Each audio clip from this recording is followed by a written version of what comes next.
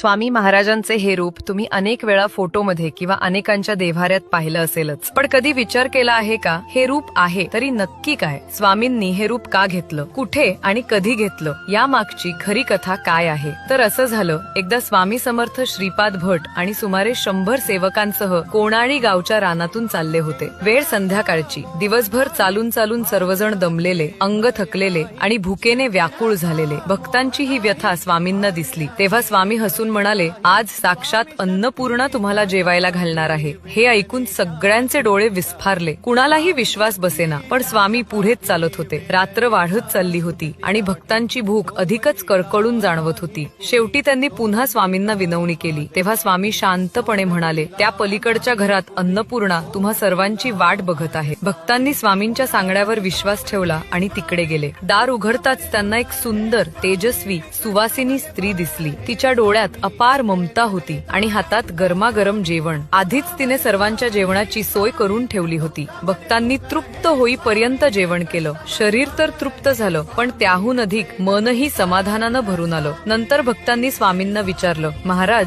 ती सुवासिनी कोण होती? स्वामी समर्थ मंद हसले आणि म्हणाले, ती दुसरी कोणी नसून माता अन्नपूर्णाच होती. तुम्हाला जेवायला घालण्यासाठी ती माझ्याच रूपातून प्रकट झाली होती. म्हणूनच स्वामी समर्थांना अनेक भक्त स्वामी